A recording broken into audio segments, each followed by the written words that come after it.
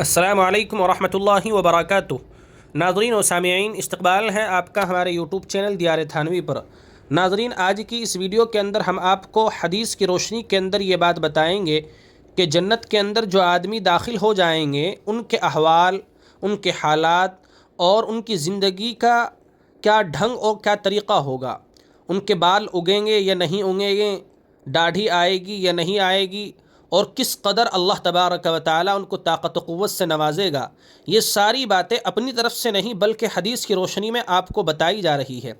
چنانچہ جب ہم حدیث کا مطالعہ کرتے ہیں تو ہمارے سامنے حضرت ابو ہریرہ رضی اللہ تعالیٰ عنہ کی روایت آتی ہے کہ وہ فرماتے ہیں کہ رسول خدا صلی اللہ علیہ وسلم نے ارشاد فرمایا، جنتیوں کے بدن پر نہ بال ہوں گے، نہ ان کے چہروں پر داڑھیاں ہوں گی، اور ان کی آنکھیں سرمگی ہوں گی، ان کا شباب کبھی فنا نہ ہوگا، اور نہ ان کے کپڑے کبھی پرانے ہوں گے۔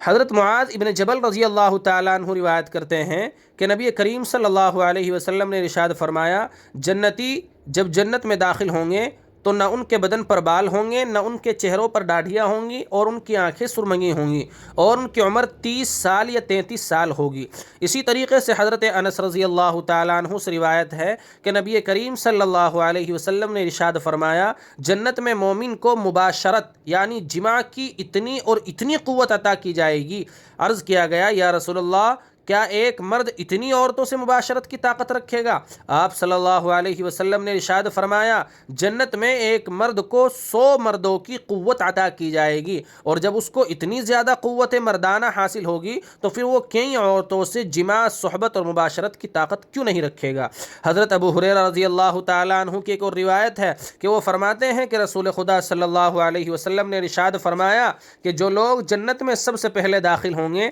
یعنی انبیاء، وہ 14ویں رات کے چاند کی طرح روشن و منور ہوں گے، اور ان کے بعد جو لوگ داخل ہوں گے یعنی علماء، اولیاء، شہداء اور صلحاء، وہ اس ستارے کی مانند روشن اور چمکدار ہوں گے جو آسمان پر بہت تیز چمکتا ہے۔ تمام جنتیوں کے دل ایک شخص کے دل کے مانند ہوں گے، یعنی ان کے درمیان اس طرح باہمی اتفاق ہوگا کہ وہ سب ایک دل اور ایک جان کے ہوں گے، نہ تو ان میں کوئی باہمی اختلاف ہوگا، نہ وہ ایک دوسرے سے کوئی بغض و عداوت رکھیں گے۔ ان میں سے ہر شخص کے لیے حورین میں سے 2 بیویاں ہوں گی جو اتنی زیادہ حسین و جمیل اور صاف و شفاف ہوں گی کہ ان کی پنڈلیوں کی ہڈی کا گودا ہڈی اور گوشت کے باہر سے ہی نظر آئے گا۔ تمام جنتی صبح و شام یعنی ہر وقت اللہ تعالیٰ کو یاد کریں گے۔ وہ نہ تو بیمار ہوں گے، نہ پیشاب کریں گے، نہ پاخانہ پھریں گے، نہ تھوکیں گے، نہ رینٹ چھینکیں گے۔ ان کے برتن سونے چاندی کے ہوں گے، ان کی کنگھیاں سونے کی ہوں گی، ان کی انگیٹھیوں کا ایندھن اگر ہوگا، ان کا پسینہ